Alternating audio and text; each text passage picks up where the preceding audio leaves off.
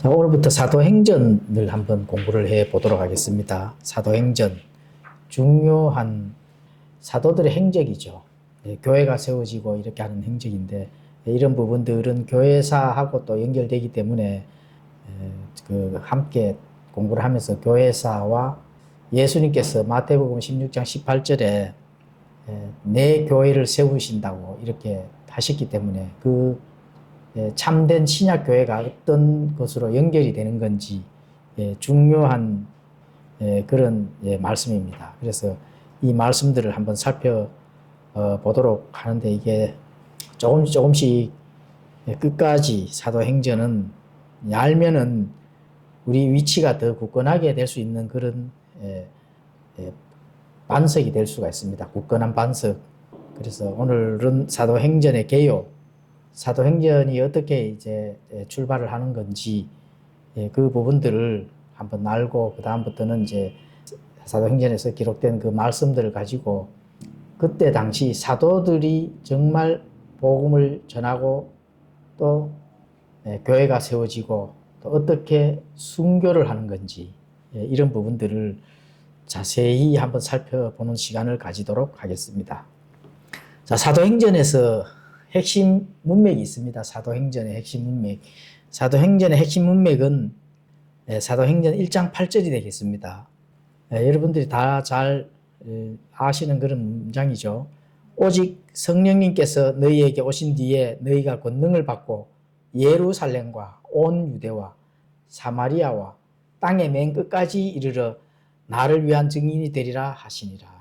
이게 이제 복음이 어떻게 지리적으로 확장되는 건지, 지리적으로 확장되는 건지를 이제 보여주는 건데, 처음에 예루살렘, 또 예루살렘으로 시작해서 온 유대, 그리고 사마리아, 땅의 맨 끝까지, 지역까지 이르러 이렇게 했기 때문에 지역이 어떻게 하나님의 복음의 장으로 확장되는지를 보여주는 게 이제 사도행전입니다.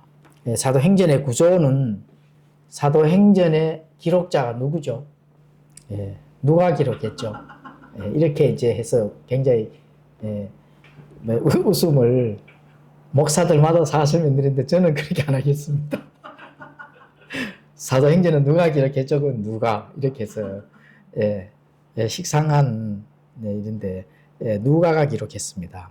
자, 기록 시기는 AD 62년경이 되겠습니다. 자, 사도행전에서 유대인들에게 적용되는 사역을 한 사도가 누구죠? 베드로. 그렇죠. 그다음 이방인들의 사역에 관여한 사도는 사도 바울. 그렇죠. 자, 이렇게 이제 이 두 사도가 중심적으로 대조적으로 이렇게 평행하게 기록이 됐다. 이렇게 이제 보시면 되는 겁니다. 그래서 이 두 사도, 또 사도, 12사도들의 그 행적도 마찬가지입니다. 모두 성령의 권능으로 복음을 선포한 그 사실적인 것들, 이런 것들이 그대로 기록이 되는 게 사도행전이다.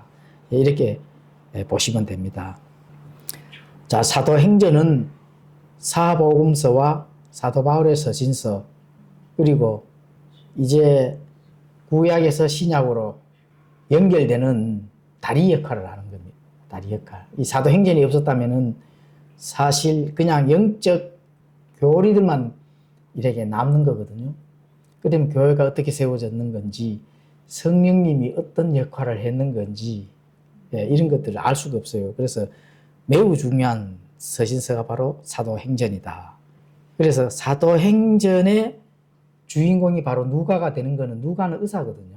의사니까 정말 의사가 메스로 수술하듯이 곳곳에 파헤쳐서 수술한 흔적이 보이는 게 바로 사도행전이다.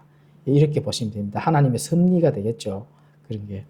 자, 복음서와 서신서의 연결, 복음서와 서신서의 연결을 해주는 교두보 역할을 했다. 이렇게 이제 보시면 되는 겁니다.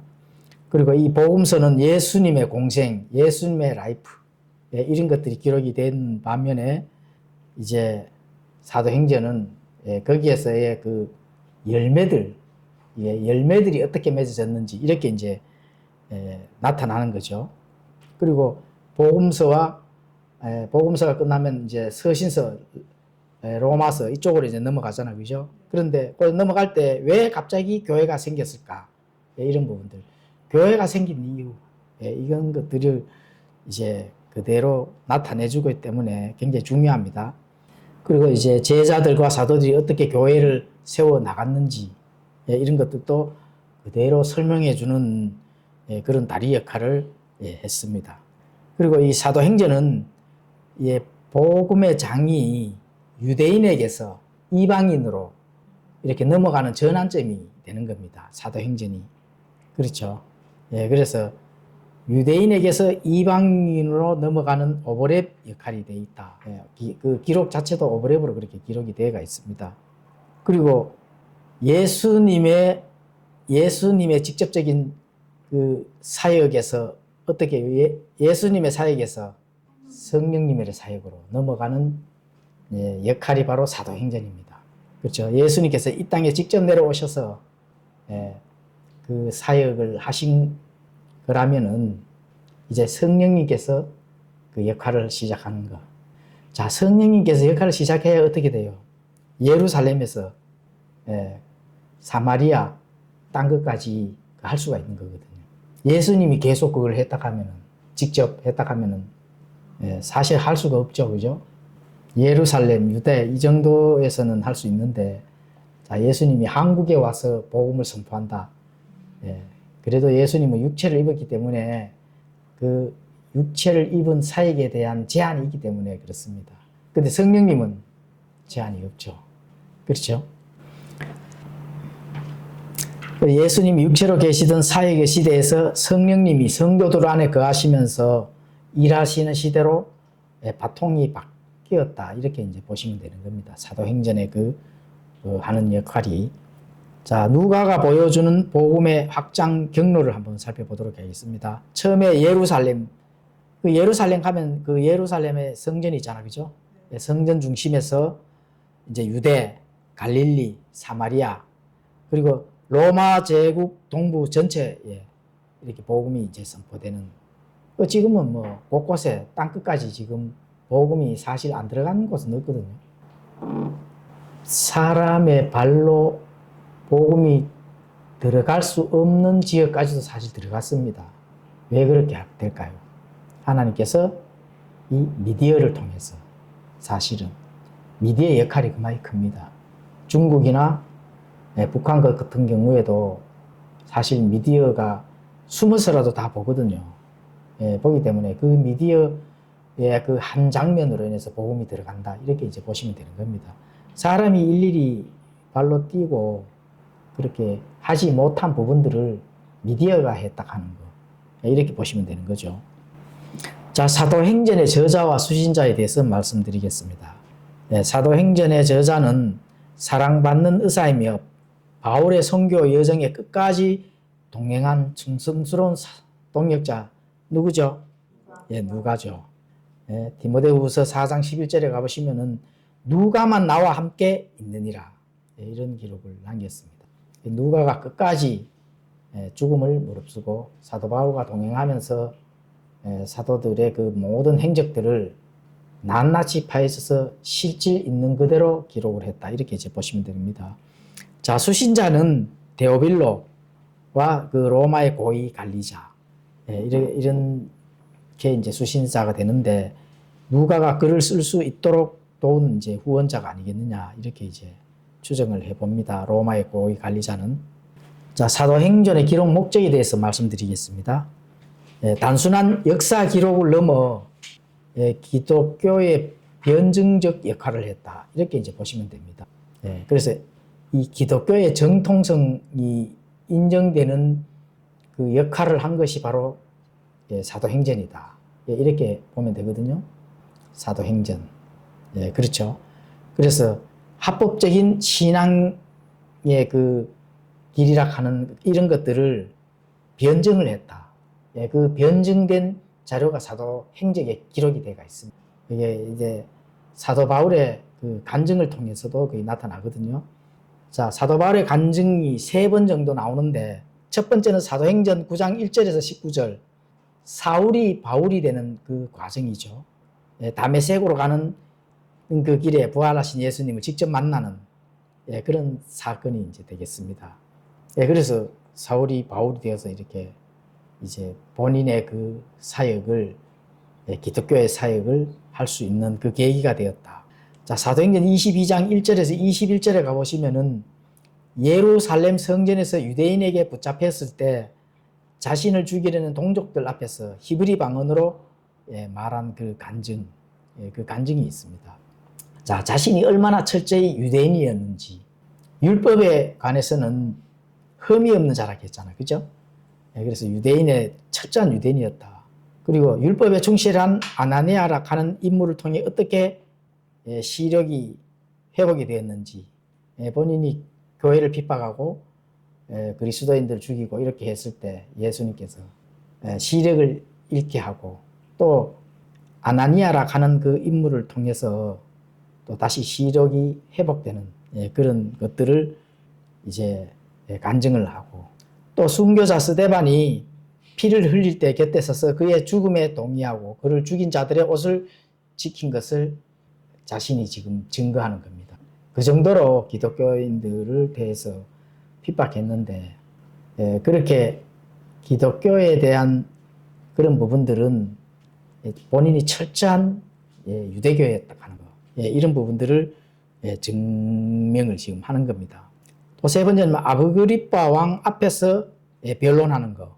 사도행전 26장 1절에서 23절에 가보시면은 기독교가 유대인들의 조상들에게 하신 그 하나님의 약속을 성취한다 하는 걸 또 직접적으로 강조를 합니다. 이 기독교는 우리가 믿는 이 유대교, 그 조상들이 하는, 조상들에게 하신 하나님의 약속의 그 완성의 길로 단계로 가는 것이 바로 기독교다. 이런 걸 변증을 하는 겁니다. 그래서 기독교는 유대교의 이단이 아니라 유대교의 완성이다. 이런 것들을 변증을 하고 있습니다. 28절이 독특하죠. 아그리빠 왕이 직접 이제 바울에게 얘기를 하는 겁니다. 그때 아그리빠가 바울에게 이르되 내가 나를 설득하여 거의 그리스도인이 되게 하는도다. 증거를 얼마나 피를 토하는 심정으로 했으면은 그 아그리빠 왕이 너가 나를 거의 그리스도인이 되게 하는구나.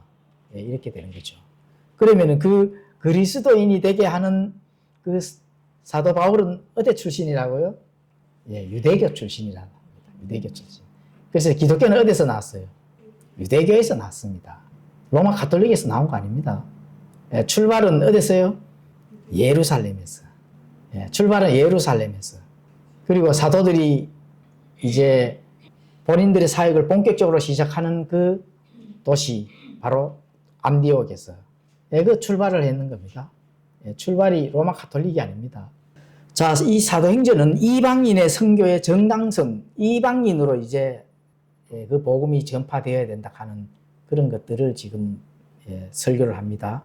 고넬료의 회심을 통해 이방인이 교회에 들어오는 것이 하나님의 뜻이다. 이런 게 이제 기록이 되어 있습니다. 그 첫 번째 사건이 사도행전 10장 1절에서 48절, 이방인 백부장 고넬료와 베드로. 여기서 이제 베드로는 하나님의 바로 음성을 듣는 겁니다. 하나님이 깨끗하게 하신 것을 내가 속되게 말하느냐. 유대인들은 이방인들을 개돼지로 취급해, 더러운 존재로 취급했거든요. 그런데 어떻게 해요? 하나님이 깨끗하게 했는데 너희들이 속되다 말하면 안 된다. 이런 거죠. 그리고 이방인 오순절 날에 성령님이 움직이셨다 하는 거. 그죠? 실제적 증거가 된 겁니다. 그래서 이방인에게도 차별 없이 성령님을 주셨다 하는 것. 이런 부분들이 기록이 되어 있습니다. 자, 두 번째 사건에는 예루살렘 교회에 대한 그 여러 가지 의문점들, 문제점들을 가서 결과를 보고를 했다 하는 것. 사도행전 11장 1절에서 18절에 가보시면은 이방인과 함께 먹고 교제했다는 소식에 할레파 유대인 신자들이 베드로를 비난하는 장면이 나오거든요. 17절에 예수 그리스도를 받은 우리에게 주신 것과 같은 선물을 그들에게도 주셨으니 내가 무엇이기에 하나님을 거역할 수 있었겠느냐. 그렇죠. 자, 성령님 함께 하시고 자, 이제 이방인들도 함께 먹고 마시는 시대가 열렸다. 신약 시대가 열렸다는 거거든요. 예, 그런데 그런 선물들을 내가 무엇이기에 하나님의 그 뜻을 거역할 수 있느냐, 이렇게 기록이 되어 있습니다. 예, 그렇죠. 그리고 이방인 사건. 자, 세 번째 사건에는 예루살렘 공회에 가서 이제 증언하는 일이 있습니다. 사도행전 15장 7절에서 11절에 가보시면은 이방인 신자들에게 할례를 행하고 율법을 지키게 해야 한다 하는 그런 주장이 교회 안에서 이제 거세지게 일어난 거죠. 그래서 예루살렘에 있는 사도들과 장로들에게 이제 올려보냅니다. 예루살렘 교회로 올려보내면서 이제 그 판단을 좀 해주라, 이렇게 이제 된 거죠. 그래서 하나님 베드로를 택하여 복음을 선포하게 함을 증거를 합니다. 그래서 이방인 신자들에게 율법의 멍에를 지우면 안 된다, 이런 결론이 나는 겁니다. 그래서 율법의 멍에를 지우지 않기로 결정하는 최종 판결이 예루살렘 교회에서 사도들과 장로들에게 이제 결정을 내려서 복음이 잘 전파될 수 있도록, 교회가 바로 세워질 수 있도록 그렇게 하는 그런 최종 판결이 났습니다. 그래서 이방인들도 이제 다시 이제 하나님의 복음 안에, 신약 안에 이방인이든 유대인이든 또 교회든 서로 함께 판단하는 그런 시대는 이제 끝났다. 성령님이 움직이는 새로운 신약 시대가 열렸다는 것을 최종적으로 증거가 되는 겁니다. 자, 사도행전이 62년경에 기록이 되었습니다. 그런데 그 증거들이 있습니다. 사도 바울의 순교가 AD 64년에서 67년경에 이제 이루어지는데 예루살렘 멸망 70년 전에 기록했다는 바로 내적 증거이다, 이렇게 이제 볼 수가 있습니다.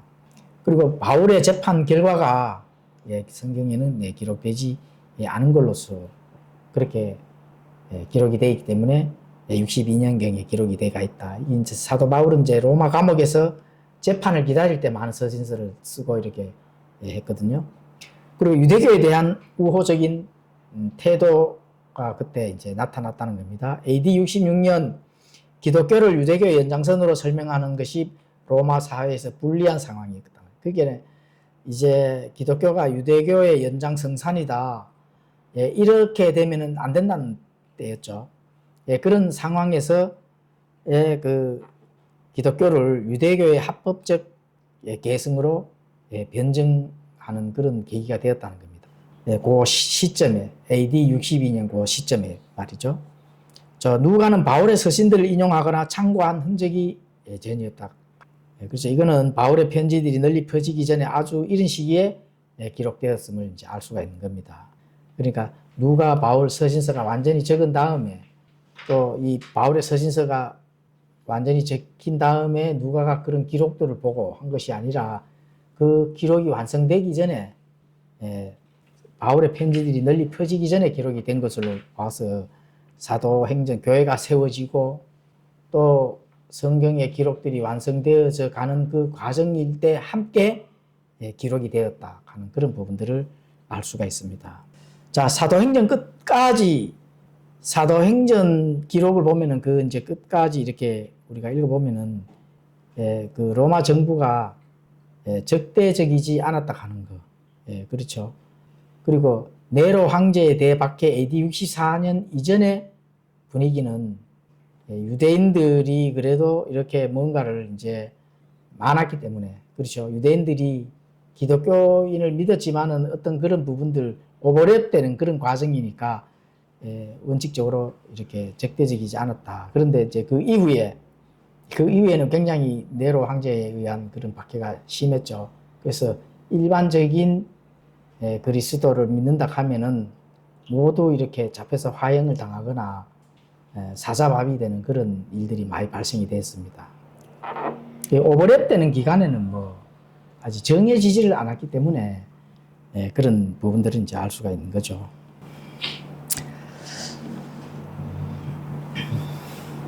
그리고 누가는 당시 최고의 역사가들 헤로디안, 폴리비오스, 아피안 등 지켰던 엄격한 역사 기술 원칙을 그대로 따랐습니다. 소문에 의존하지 않고 직접 발로 뛰며 사실을 수집을 했다는 겁니다. 이게 뭐 소문에 의해서 그냥 이렇게 자신의 생각이나 이런 거를 적어내었던 게 아니라는 거죠.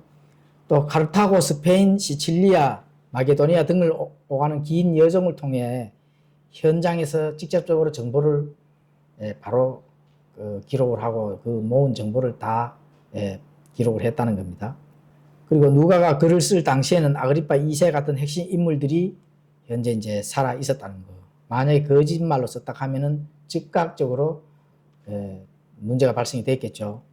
그래서 이 누가의 기록은 정직하고 정확할 수밖에 없다는 겁니다. 그리고 수사학적으로 구성된 설교의 신뢰성, 이걸 알 수가 있습니다. 사도행전에는 많은 변론들이 나오고 논쟁도 굉장히 심하죠. 왕에게 변증을 하다가 거의 그리스도인이 될 만한, 그렇죠.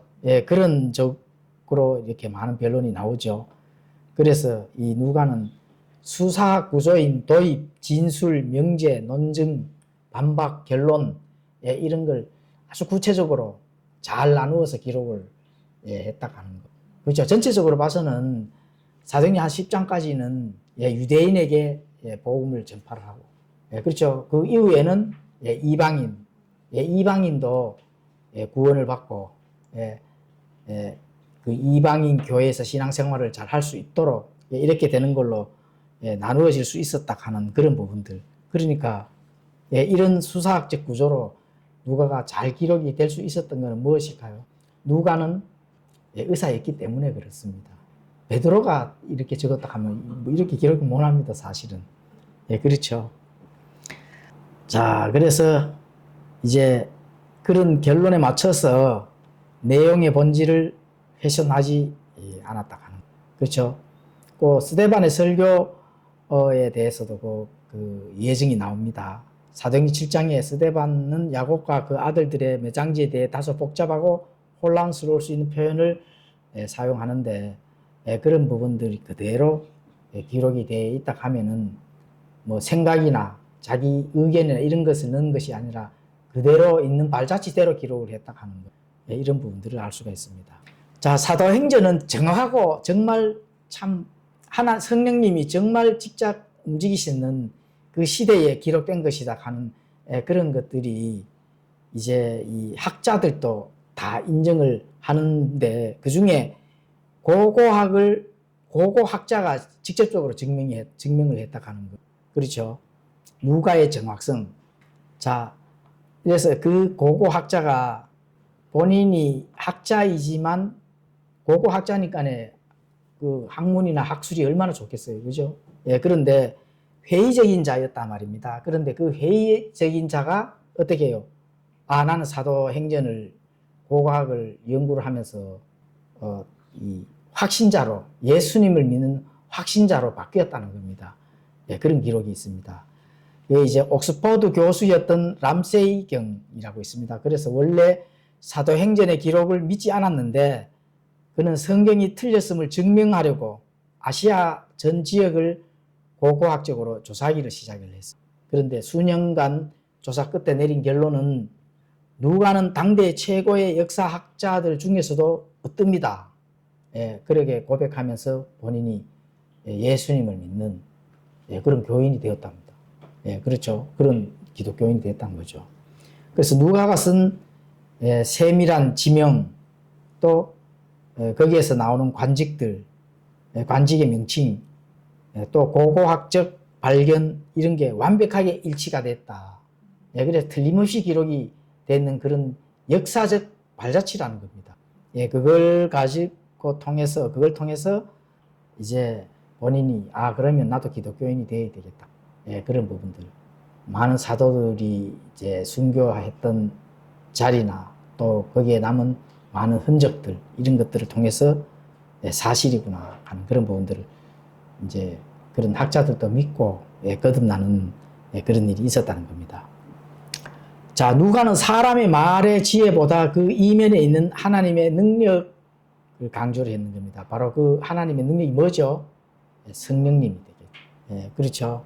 사람의 말의 어떤 지혜를 통해서 그런 걸 하는 것보다 성령님의 직접적으로 움직이시고 그 발자취를 통해서 그대로 강조를 했다. 자, 스데반이나 바울, 아볼로 등은 뛰어난 교육을 받은 자들이잖아요. 당대에 참 이 학자, 율법의 중에는 진짜 사도 바울만큼, 그렇죠. 또 아볼로, 스데반, 그렇죠. 그런 뛰어난 자들도 그들의 지식이 아닌 바로 그들을 사로잡은 게 누구예요? 성령님이라. 성령님의 발자취를 적었다. 그 발자취, 역사, 이걸 기록을 하는데 누가는 집중적으로 자신의 그 달란트를 사용을 했다. 이렇게 이제 볼 수가 있습니다. 자, 그래서 우리가 이제 앞으로 공부할 사도행전은 누군가의 상상력이 아니다. 이렇게 이제 알 수가 있습니다. 당대의 최고의 지성인이었던 의사, 바로 누가가 목숨을 걸고 현장을 누비면서 하나하나 수술을 해서 그 안에 내부를 파헤쳤다는 거죠. 그리고 그것들을 살아있는 증인을 통해서 기록한 팩트다. 이렇게 보시면 됩니다. 그래서 이 고고 학자들도 혀를 내두를 만큼 정확한 이 기록을 통해 자, 이제 우리의 삶에서 직접적으로 역사하시는 그런 성령님의 실제적인 능력을 확인해 볼 시간이 다가왔다. 이 사도행전을 통해서. 그렇죠. 사도행전은 그냥 설렁설렁 읽는 게 아닙니다. 성령님의 능력이 어떻게 작용을 했는지, 그럼 오늘날도 그게 성령님께서 작용을 하는지, 당연히 작용을 하죠. 그렇죠. 그래서 그런 성령님의 능력, 하나님의 섭리, 이런 것들은 사도행전을 통해서 그거를 발견할 수가 있습니다. 그런 것들은 앞으로 사도행전을 우리가 공부하는 것 중에 긴 여정 중에서 하나하나 성령님의 그 역사의 발자취를 짚어가면서 그것이 내게 과연 어떻게 또 적용을 하고 그것을 우리가 또 그 믿음으로 하나 성령님을 의지하면서 나갈 수 있는 건지를 직접적으로 확인하면 됩니다. 성령님께서 사람들을 통해서 역사한다 하는 거는 오늘날도 똑같다 하는 거, 그거를 배우셔야 됩니다. 사실은. 그게 스데반 교회에서 일어나는 거거든요. 우리 스데반 교회는 타협을 안 하기 때문에 타협 안 하는 교회는 좀 빨리 문을 닫게 되거든요. 타협하는 교회는 좀 길게 가고 타협 안 하는 교회는 일찍 문 닫습니다. 사실. 이 세상신 아래에 있다면은 타협 안 하고는 안 되거든. 근데 타협을 안 한단 말입니다. 그럼 빨리 문 닫아야지 당연히. 근데 성령님께서 그렇게 하시지 않는다 하는 게 사도행전에 나오지만은 사실 오늘날도 다 적용이 되는 이 서신서가 바로 이 사도행전이다. 그 공부를 좀 빡시게 해야 됩니다. 그래야 내가 가는 이 영적 발자취, 나의 신앙의 여정도 사도행전과 같은 그런 원리대로 나가야 된다 하는 거. 그걸 배우셔야 되거든요. 기도하고 마치겠습니다.